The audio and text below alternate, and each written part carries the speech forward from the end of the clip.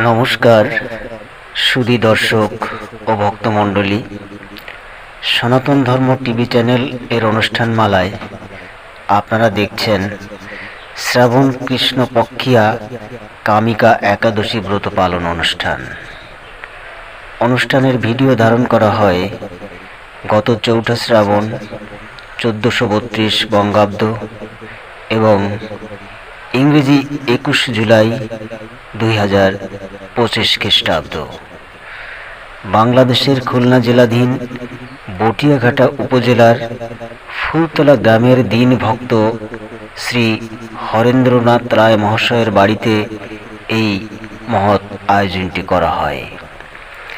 হরিনাম সংকীর্তনের মধ্য দিয়ে অনুষ্ঠানের শুভ সূচনা হয় এবং তৎপরবর্তীতে ধর্মকথা আলোচনায় অংশ নেন কৃষ্ণ ভক্ত শ্রী তপন কুমার বিশ্বাস। সকলকে ভিডিওটি দেখার আমন্ত্রণ জানিয়ে আমি পার্থ মণ্ডল এখনকার মতো বিদায় নিচ্ছি। ধন্যবাদ সকলকে। যার গুরু নাম আছে গুরু নাম জপ করেন, যার গুরু নাম নেই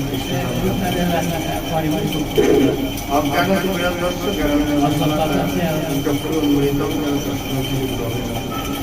গুরু ব্রহ্মা গুরুদেব গুরুদেব অখণ্ডন মণ্ডলাকারম ব্যক্তম চরাচর তৎপদম দর্শিতম তস্মৈ বন্দেহম শ্রী গুরু শ্রী পদম শ্রী গুরু বৈষ্ণব শ্রী রূপম ঠাকুর জাত সহবত রঘুনাথ তিনি তং সজীব সদ্বৈতম সাধুত পরিজন সহিত শ্রীকৃষ্ণ চৈতন্য দেব শ্রী রাধাকৃষ্ণ পাদা সহবন ললিতা শ্রী বিশ্বকান্তিতা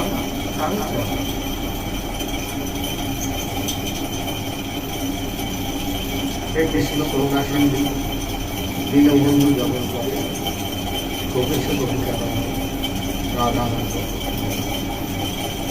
হরে কৃষ্ণ কৃষ্ণ কৃষ্ণ হরে হরে হরে রাম রাম রাম।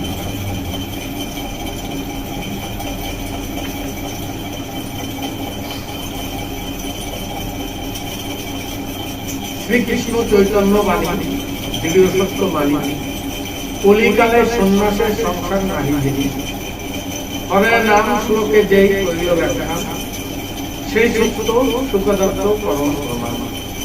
ভক্তি বিনা মুক্তি নহে ভাগবতে কয় কলিকালে নামাভাসে সুখে মুক্তি। নামের অভ্যাস, নামে মুক্তি, নামে গতি। এই নাম নামের রুচি ভক্তি, ভক্তি আসতে গেলে রুচি দরকার। খিদা, রুচি অর্থাৎ খিদা। নামের রুচি যদি আমাদের ক্ষুধা না থাকে, নামের প্রতি যদি আমাদের রুচি না থাকে, তাহলে সেই নাম কৃপা করবে। নাম এমন একটা জিনিস, নাম করলে কৃপা হবে। যেমন ডাক্তার যদি ওষুধ দেয়, ওষুধ খেলে আমরা কি জন্য ওষুধ খেয়েছে না জানলেও ওই ওষুধ কিন্তু কৃপা করে। তাই যদি নাম করতে পারি সে নাম কৃপা করবে। তো নামে কৃপা হতে গেলে নামে রুচি আসতে হবে, নামে ভক্তি আসতে হবে।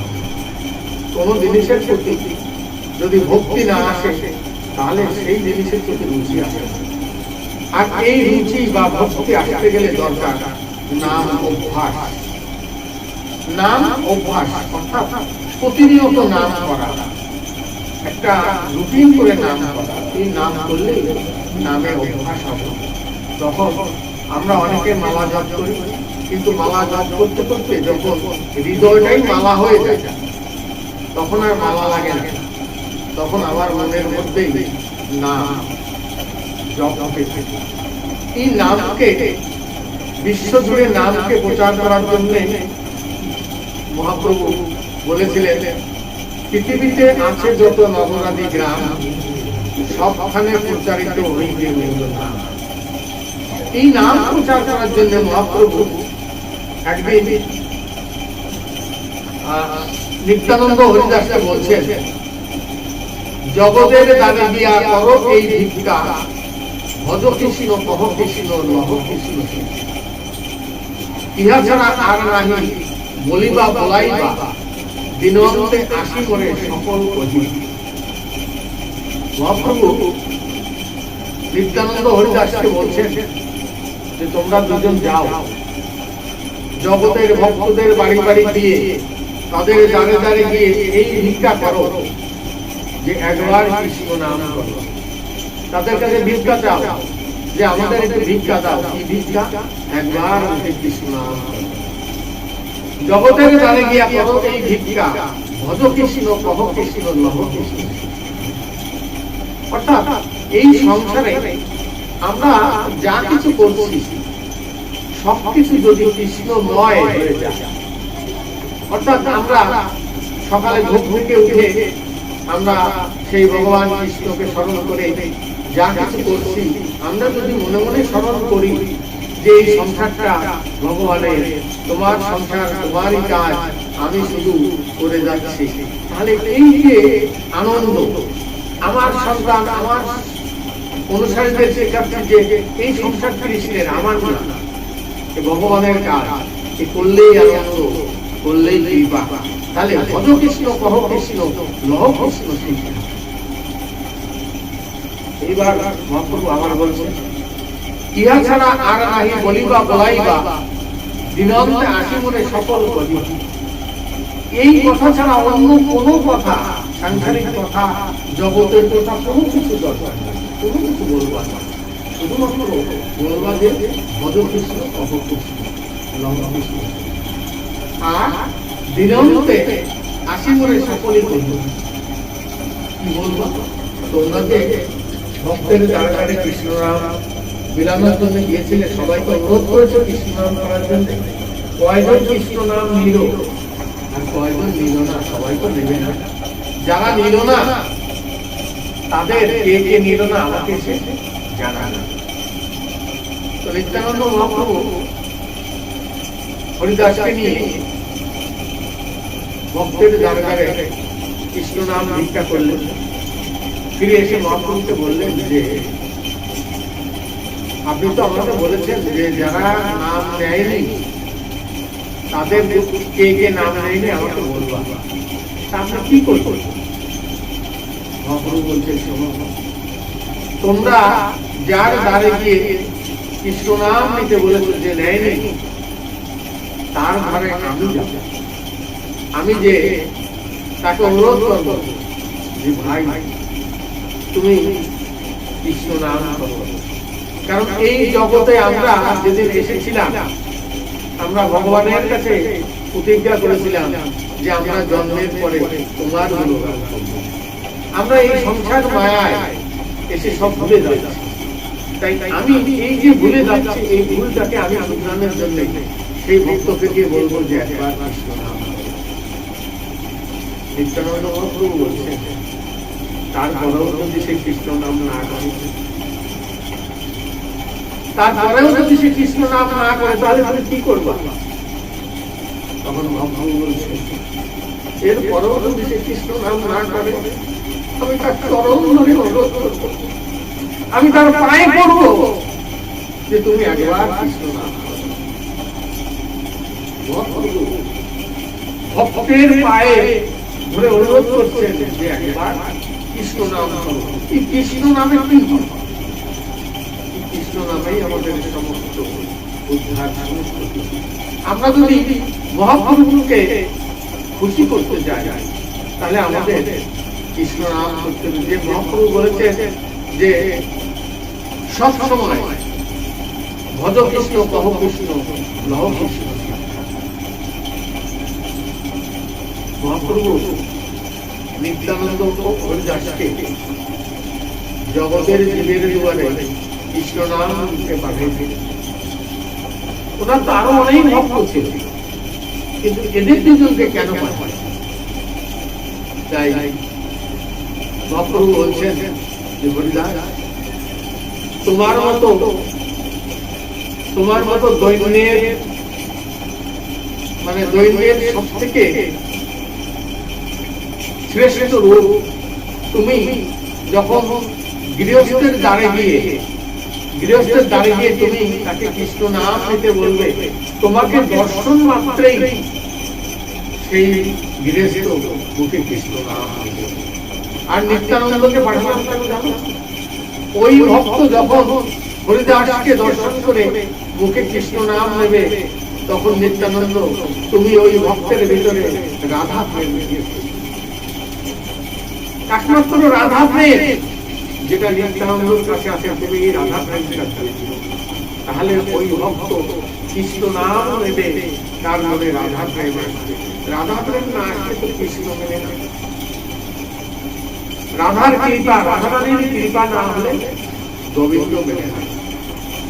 দেখেন, যেদিন ভগবান শ্রীকৃষ্ণ বৃন্দাবন ছেড়ে মথুরায় চলে যাচ্ছে, অক্ষুরের রথে বসে আছেন কৃষ্ণ বলরাম। অক্ষুর রথ চালাতে গিয়ে দেখলেন যে রথের সামনে রাস্তায় শুয়ে আছে রাধারানী সহ সমস্ত গোপীরা। শ্রীকৃষ্ণ নেমে বলছেন যে তোমরা শুয়ে আছো কেন? তো রাধারানী বলছেন যে আমাদের উপর দিয়ে রথ নিয়ে যাও। ভগবান শ্রীকৃষ্ণ বলছেন আমি যদি রথ নিয়ে যাই তোমরা তো মারা যাবে।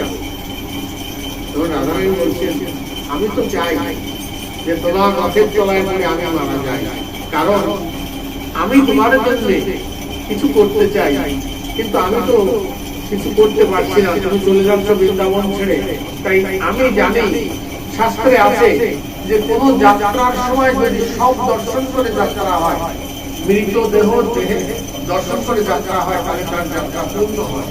তাই আমি তোমার যাত্রাকে পূর্ণ করার জন্য আমি নিজেকে বিসর্জন দেবো, আমার উপর যে রথ চালাই। তখন ভগবান শ্রীকৃষ্ণ বলছেন রাধা, তুমি বিনা আমি অর্ধেক, তুমি বিনা আমি পূর্ণ। তাই তোমাকে সামনে রেখে, তোমাকে মাথায় রেখেই আমি কলিযুগে যখন কলির দুঃখত দিককে উদ্ধার করতে যাব, তখন তোমার এই যে ভাব, তোমার যে কৃষ্ণ প্রেম, এই কৃষ্ণ প্রেম আমি সম্বল করে কলিযুগকে উদ্ধার করতে যাব। অর্থাৎ কলিযুগের উদ্ধারের একমাত্র পথ কৃষ্ণ নাম।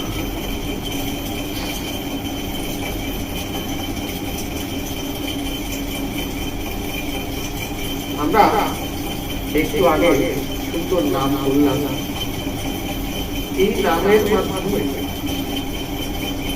নামের মাধ্যমে যত দ্রুত মনকে কৃষ্ণ পদে সমর্পণ করা যায়, আর কোনোভাবে আমরা মনকে সমর্পণ করতে পারি না। আমরা নাম শ্রবণ করি, নাম শ্রবণে নামের যে কৃপা, সেই নামের কৃপা আমাদের হৃদয়ে সেই রাধা কৃষ্ণের যুগল আমরা দর্শন করতে পারি।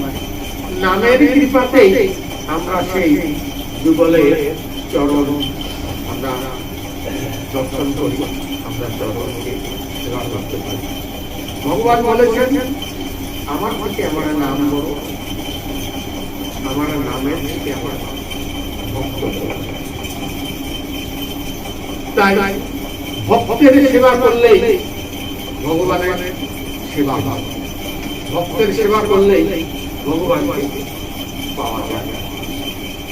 ভগবান ভক্তকে উপরে তোলার জন্য, ভক্তকে আরো শ্রেষ্ঠ করার জন্য অনেক কাহিনী করেছে, আমরা অনেক কিছু জানি। মহাপ্রভু শেষ 24 বছর নীলাঞ্চলে ছিলেন। এই শেষ 24 বছরে 6 বছর উনি বিভিন্ন জায়গায় ঘুরেছেন এবং 12 বছর একেবারে নীলাচল ছেড়ে কোথাও না। নীলাচলে জগন্নাথকে দর্শন করে মহাপ্রভু একদিন জগন্নাথের আরতি দর্শন করার সময় মহাপ্রভু প্রতিদিন জগন্নাথকে দর্শন করতে নাট মন্দিরে একটা গরুর স্তম্ভ ছিল, সেই গরুর স্তম্ভটাকে ধরে দর্শন করতে না ওই গরুর স্তম্ভের ওই পাশে কখনো মহাপ্রভু যেতেন না। আপনারা যারা পুরীতে গেছেন আপনারা দেখেছেন যে জগন্নাথের সামনে যে নাট মন্দির যে দাঁড়ানো জায়গাটা ওর মাঝখানে একটা গরুর স্তম্ভ আছে এবং ওই গরুর স্তম্ভ ধরে মহাপ্রভু জগন্নাথের আরতি দর্শন করতেন এবং দর্শন করতে করতে মহাপ্রভুর চোখের জল পড়ে ওই গরুর স্তম্ভের পায়ে যে একটা নালা হয়ে চলে গেছে। মহাপ্রভু একদিন ওই গরুর স্তম্ভ ধরে আরতি দর্শন করতেন, একজন খর্বকায় মানে খাটো একজন গরিমা জগন্নাথে সে আরতি দর্শন করার বহু চেষ্টা করছে কিন্তু পিছন থেকে কোনোভাবে দেখতে পারছেন না। তাই গরিমা মহাপ্রভুর পিছনে যে দেয়ালটা ছিল ওই দেয়াল বেয়ে উঠে দেয়ালের পরে এক পা আর মহাপ্রভুর কাঁধে এক পা দিয়ে আরতি দর্শন করছে। গোপাল সঙ্গে সঙ্গে ওই গরিমাকে ধরতে গেছে, মহাপ্রভু হাত দিয়ে ইশারা করছেন না। গরিমা যেভাবে দর্শন করছে ওইভাবে দর্শন করছে। যে মহাপ্রভু সন্ন্যাসের পরে কোন মহিলাদের মুখের দিকে তাকাতেন না, সেই মহাপ্রভুর কাঁধে পা দিয়ে একজন গরিমা জগন্নাথের আরতি দর্শন করলেন। আরতি শেষে গরিমা যখন নামতে যাবে তখন দেখা যে মহাপ্রভু তাই তাড়াতাড়ি নেমে মহাপ্রভুর চরণে পড়েছে। মহাপ্রভু বলেছে, গরিমা তোমার কাছে আমার একটা জিনিস তুমি ওই জিনিসটা আমাকে বলে বলছে, বলো কি চাও? বলছে তোমার যে জগন্নাথের আরতি দর্শনের যে আকাঙ্ক্ষা, এই আকাঙ্ক্ষাটুকু তুমি আমাকে এইটুকুর জন্য আমি এত বছর 12 বছর ধরে বহু ধরে দাঁড়ায় যে আমি জগন্নাথের আরতি দর্শন করবো। তুমি কি মন নিয়ে দর্শন করেছো যে তুমি আমার কাঁধের উপর পা দিয়েছো সেটুকু তোমার খেয়াল নাই। তোমার কি আকুতি জগন্নাথের আরতি দেখা, এই যে আকুতি ভগবানের আরতি দর্শনের জন্য যে আকুতি, এই আকুতি যদি মনে না আসে তাহলে জগন্নাথ পৃথিবীর সবাইকে ক্ষমা করে, শুধু একজনকে ক্ষমা করেন না। যে ব্যক্তি পুরীতে গিয়ে বলে আমি অনাথ, তাকে তিনি ক্ষমা করেন না, কারণ তিনি জগতের না, সবার না। অনাথ হলে কেউ থাকার কথা না, সবাইকে তিনি তার না, সবাই না। তাই পুরীতে গিয়ে কেউ কখনো বলবেন না আমি অনাথ। জগন্নাথ দেবের কৃপা কত দয়ালু। জগন্নাথ দেবের পূজারী ছিলেন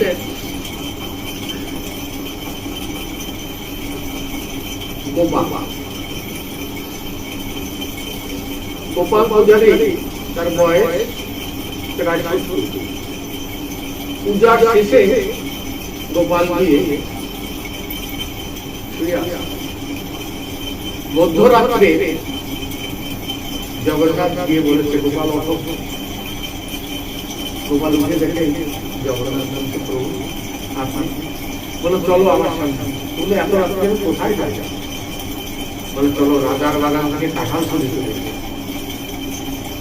গোপাল বলছে প্রভু আপনার কাঁঠাল খেতে ইচ্ছে হচ্ছে তো আমাকে বলে, আমি কালকে কত হাজার কাঁঠাল লাগে আমি আপনার প্রসাদে দেব। জগন্নাথ বলছে না, ওই কাঁঠালে আমার হবে না। আমার যে বৃন্দাবনে যে চুরি করার অভ্যাস ছিল এই অভ্যাসটা আগে যায়, তাই দিনের বেলায় তো পারি না, চলো রাত্রের বেলায় সেই অভ্যাসটা একটু পুরানো। গোপাল বলছে আমি তো বুড়ো হয়ে গেছি, আমি যেতে পারবো না। বলছে তোমার কিছু করতে হবে না, কাঁঠাল আমি গাছে উঠবো, তুমি আমার সাথে যাবে। বলে গোপালকে হাত ধরে নিয়ে চলে গেলে। রাজার বাগানে পাহারাদার দোলায় আছে বড় বড় কাঁঠাল গাছ। গোপালকে বলছে তুমি এখানে দাঁড়াও, পাহারা দাও, কেউ আসতে লাগলে আমাকে বলবা, আমি কাঁঠাল খাচ্ছি। জগন্নাথ দেব কাঁঠাল গাছে উঠে বড় বড় কাঁঠাল ছিঁড়ে ছিঁড়ে তলায় ছেড়ে দিতে তখন শব্দ হয়, মালি যেটা আসতে পারে। দুটো তিনটে ঢপঢপ করে দিয়ে পড়েছে, মালি কিন্তু চলে আসে। মালি যখন তেরে তেরে বলে আসছে, জগন্নাথ কিন্তু দৌড়তেছে। গোপাল বলছে আমার কি হবে, বলতো তুমি এখানে থাকো, সকালের আগে তোমার জামিন নাই বলে জগন্নাথ দৌড়তে দিল। ওই যে কাটা গাছে বেঁধে জগন্নাথের কিন্তু সেই যে আঁচলের কিছুটা অংশ, উত্তরীয় কিছু অংশ ছিঁড়ে দিয়ে গেল, জগন্নাথ চলে গেল। এইবার মালি এসে গোপালকে ধরে বলেছে, আপনি আপনি জগন্নাথের পূজারী, আপনি এসে কাঁঠাল চুরি করতে? বলছে আমি না, আমার জগন্নাথ নিয়ে আসে। পূজারীটা মিথ্যা কথা বলতে পারে না, তাই ওই মালি ভাবলো সারা জীবন তো এই পুরীতে কাটালাম, জগন্নাথের দর্শন পেলাম না। এই যে জগন্নাথের ভক্ত পেয়েছি, একে যদি আমি আঘাত করি তাহলে নিশ্চয়ই জগন্নাথ আঘাত, কারণ ভক্তের প্রতি কোনো আঘাত হলে ভগবান থাকতে পারে না। যেমন রাবণ রাজা সীতাকে হরণ করেছিলেন কেন জানেন? যে সীতা মায়ের উপর আমি যদি অত্যাচার করি তাহলে প্রভু এসে আমাকে উদ্ধার করবে। দেখেন রামায়ণের যুদ্ধের শেষ পর্যায়ে যখন রাবণের সেনাপতি প্রায় সব শেষ, যুদ্ধে যাওয়ার মতো কেউ নেই, তখন বিভীষণ পুত্র তরুণী তোর মাকে বলছে, মা আমি যুদ্ধে যাবো, তুমি আমাকে যুদ্ধের জন্য সাজায় দাও। তরুণীর সাথে স্ত্রী শর্মা তার পুত্রকে সাজাচ্ছে যুদ্ধের জন্য, সারা গায়ে রাম নাম লিখল, আর এই গন্ধে দিল একটা চন্দনের ফোঁটা দিয়ে বলছে, যা বাবা যুদ্ধে যা, আর ফিরে আসিস। তরুণী বলছে, প্রত্যেক মা তার সন্তানকে যুদ্ধে পাঠিয়ে দিয়ে বলে, যা বাবা যুদ্ধ জয় করে ফিরে আয়, আর তুমি বলছো যা রামের সঙ্গে যুদ্ধ করাতে আর ফিরে আসিস। বাবা তুই যুদ্ধে যে ওই রামের চরণে শরণ নিয়ে আর ফিরে আসিস। তরুণী রাবণের সামনে গিয়ে বলেছে যে, জ্যাঠা আমি যুদ্ধে যাব। রাজা রাবণ অপলক নয়নে তাকায় আছে তরুণী। কিছুক্ষণ করে বলছেন, তরুণী তোর মতো রাম ভক্ত আমার লঙ্কায় আছে, এ রাজ্যে আমি আহ্বান করতাম। তোর প্রতি অত্যাচার করলে রামচন্দ্র চলে আসে, কারণ আমি তো সীতা হরণ করেছি যে রামচন্দ্রকে আনার জন্য, আমার সীতা হরণ দরকার ছিল না। তোর প্রতি আমি যদি অত্যাচার করতাম, তোর মতো রাম ভক্তের প্রতি অত্যাচার করলে রামচন্দ্র চলে আসে। তাই আজকে এই কাঁঠাল চুরির ক্ষেত্রে মালি মনে মনে ভাবছে, এই জগন্নাথ ভক্তের প্রতি আমি যদি অত্যাচার করি তাহলে জগন্নাথ নিশ্চয়ই আসবে, তার দর্শন আমি পাবো।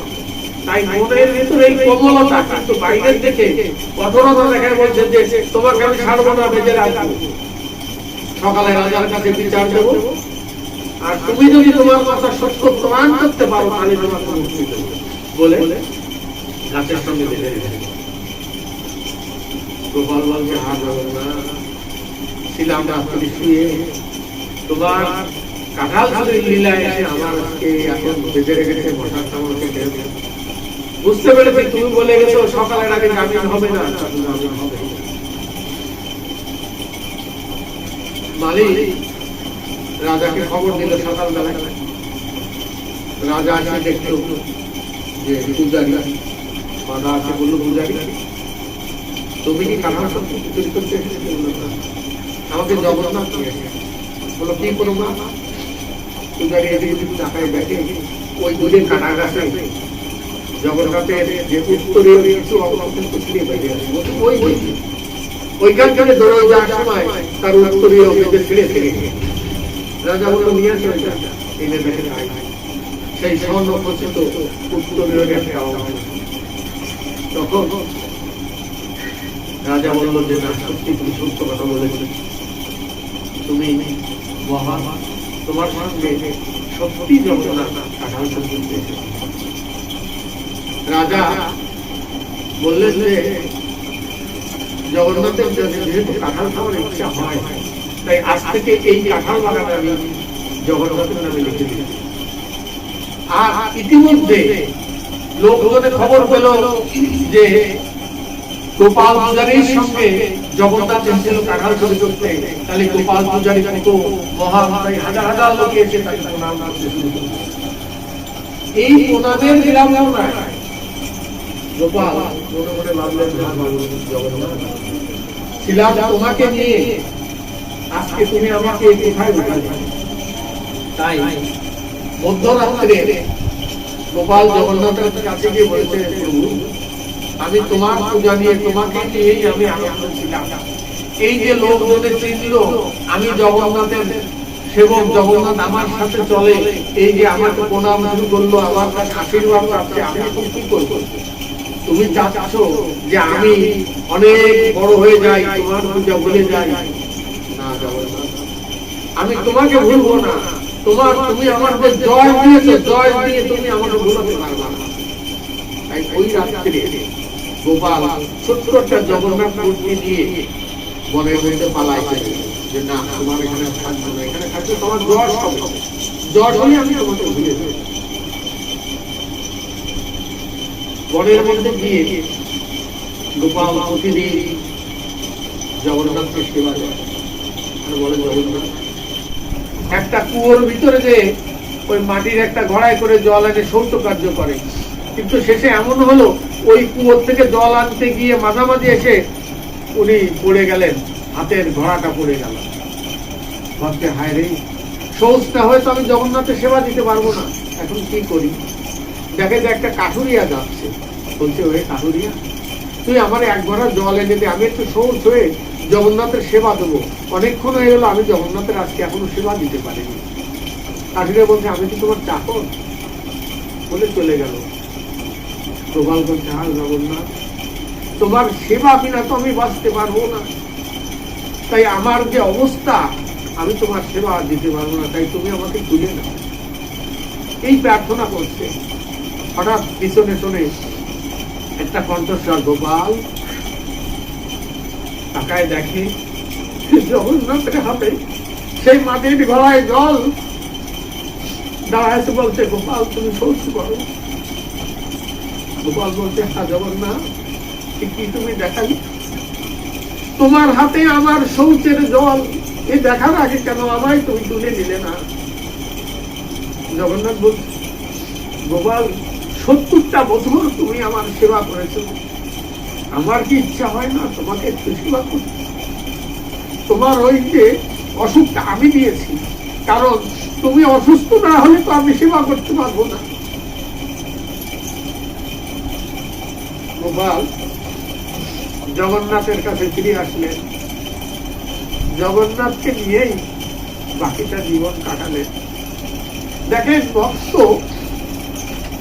ভগবান তার ভক্তকে কত ভালোবাসে, যে ভক্তকে একটু সেবা করার জন্য জগন্নাথ গোপালকে রোগ দিয়ে সেখানে সেবা করতে গেছে। জগন্নাথের কৃপা আজও কোথাও মেলে। একদিন জগন্নাথের সকালে ভাবলেন যে যাই, আমি একটু বাজারে ঘুরে আসি। ছোট্ট বালক রূপে জগন্নাথ বাজারে বেরিয়ে গেলেন। গিয়ে দেখলেন একটা মিষ্টির দোকানে বিভিন্ন রকম মিষ্টি সাজানো আছে। তার ভিতরে উনি ওই যে প্যারার সন্দেশ আছে, ওইটা দেখে জগন্নাথের খুব ইচ্ছা হলো যে আমি একটু প্যারার সন্দেশ খাই। তাই দোকানে গিয়ে বলেছে, দোকানদার আমাকে একটু প্যারার সন্দেশ দাও। দোকানদার প্লেটে করে দিয়েছে। খাওয়ার পরে দোকানদার বলছে, পয়সা দাও। তো বলছে, আমার কাছে তো পয়সা নেই। বলছে, না, আমাকে পয়সা দিতেই হবে, পয়সা না দিলে হবে না। তখন জগন্নাথ হাতের থেকে একটা আংটি খুলে বলছে, তুমি এটা রাখো। আমি তোমার ওই মিষ্টির দাম দিয়ে আংটিটা নিয়ে যাব। জগন্নাথ চলে গেছে। পূজারী সকালবেলায় জগন্নাথকে স্নান করাতে এসে, জগন্নাথের স্নান দাঁত মার্জন এটা হয় কিভাবে জানেন? জগন্নাথ মূর্তির সামনে একটা আয়না ধরে ধরে ওর ভিতরে আয়নাকে স্নান করানো হয়, আয়নার উপরে দাঁত ব্রাশ করানো হয়। ওই যখন আয়না ধরেছে তখন দেখে যে হাতে যে অঙ্গুরে আংটি দেয়া ছিল তার একটা নেই। তখন সারা পড়ে গেল। ওদিকে ওই দোকানদারও ভাবছে যে এত দামি আংটি কোথায় এলো, সেও বলছে যে এই আংটি কোথা থেকে আসলো। দেখা গেল যে জগন্নাথের এই আংটি। তখন ওকে ধরে আনা হলে বললো যে সকালবেলায় একটা ছোট বালক এসে এই আংটি দিয়ে গেছে, একটা পেড়ার সন্দেশ খেয়ে গেছে। সেই থেকে এইভাবে কাঁঠাল, পেড়ার সন্দেশ এইভাবে দিতে দিতে এখন জগন্নাথের 56 ভোগ দেওয়া হয়। 56টা ভোগ, বিভিন্ন ভক্তের সঙ্গে লীলা, বিভিন্ন ভাবে এই ভোগের সৃষ্টি হয়েছে।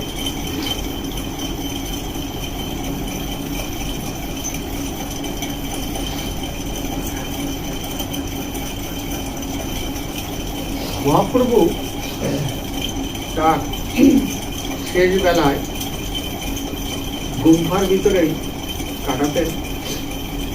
গুম্ফার ভিতরেই সেই কৃষ্ণ নাম করতে করতে উনি বেহুশ হয়ে যেতেন। কৃষ্ণ নাম করতে করতে উনি ছুটে যেতেন যে হা কৃষ্ণ কোথায় পাবো। তখন ভক্তরা তাকে আবার ধরে নিয়ে আসত, তিনি উন্মাদের মতো হয়ে যেতেন।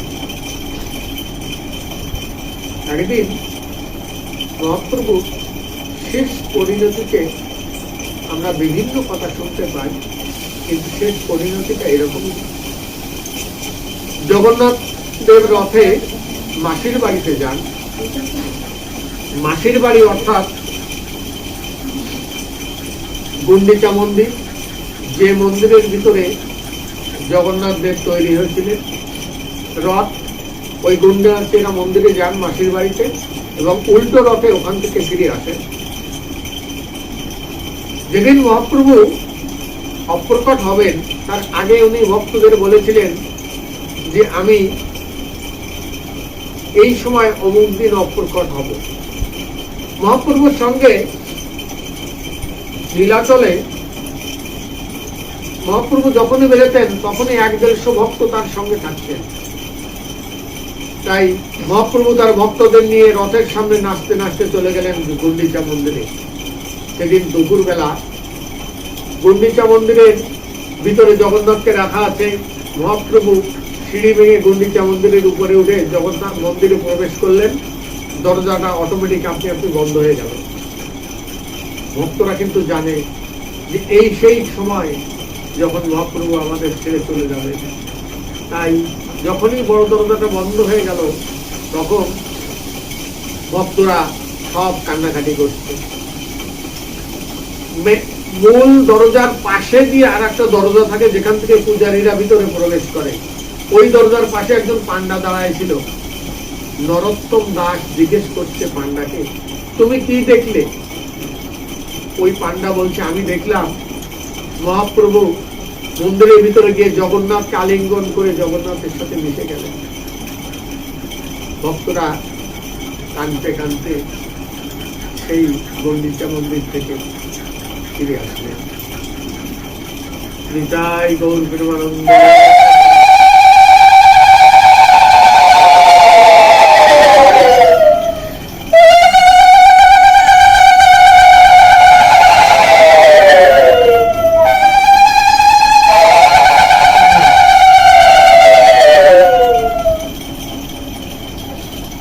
ভক্তবৃন্দ, মহাপ্রভু অপ্রকট হয়েছিলেন কিন্তু আমাদের জন্য রেখে গেছেন নাম। যে নামই আমাদের একমাত্র সম্বল। এই নামের মাধ্যমেই আমরা সেই মহাপ্রভুর গৌর প্রেম, আমাদের মনে যে গৌর প্রেম জাগাবো, সেই গৌর প্রেম আমাদের মনে জাগবে। আমরা এই নামকেই যেন অভ্যাসে পরিণত করতে পারি।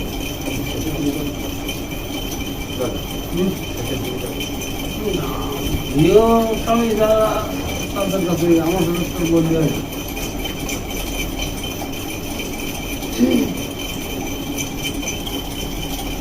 চুরি করেন, ভক্তের বোঝা ভগবান বহন করেন।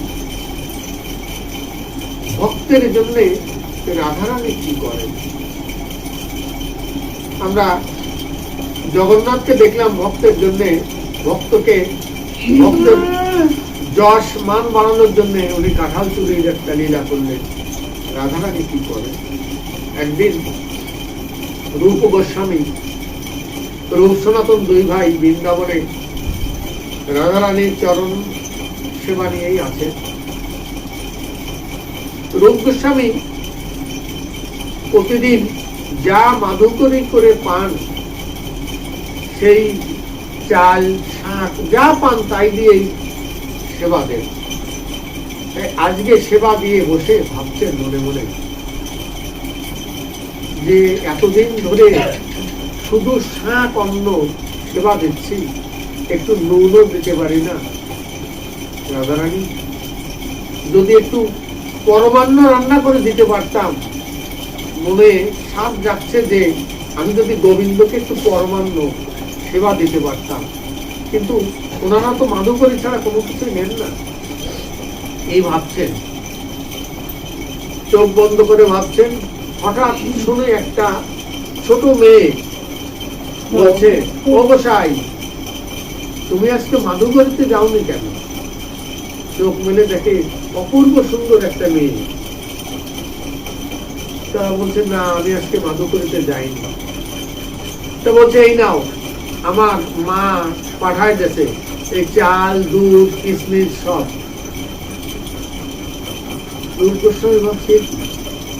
এইমাত্র আমি মনে মনে ভাবলাম যে যদি একটু পরমান্ন অর্থাৎ মিষ্টি পায়েস রান্না করে দিতে পারতাম।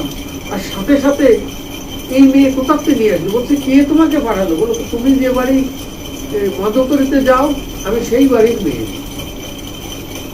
বলছে, হয়তো হবে, আমি তো অনেক বাড়ি যাই, কোনো মা হয়তো পাঠিয়ে দিয়েছে। তাই রূপ গোস্বামী ওই দ্রব্য দিয়ে পরমান্ন রান্না করে গোবিন্দকে নিবেদন করলেন।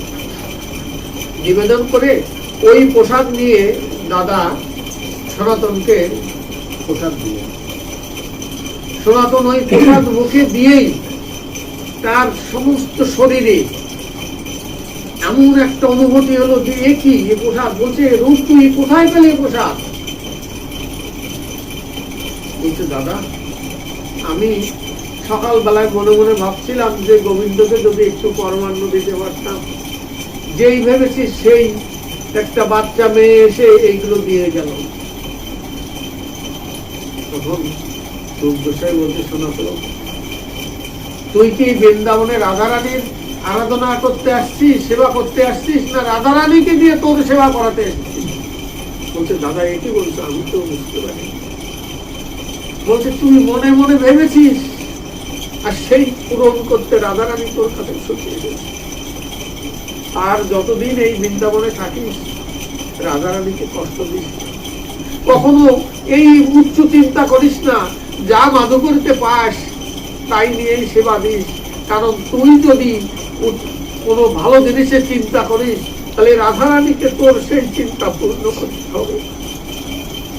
রাধা কৃষ্ণ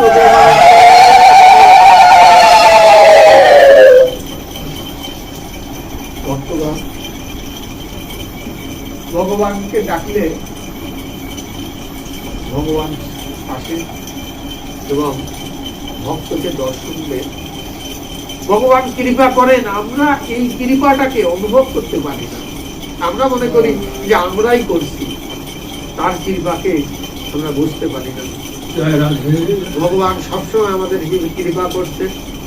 তাই আসেন আমরা তার নামগুলো কীর্তন সর্বসময় করি, যে প্রতিশ্রুতি দিয়ে আমরা পৃথিবীতে এসেছিলাম সেই নামই যেন আমাদের পথের সম্বল হয়, এই কামনা করেই আমি পাঠ করি। জয় রাম।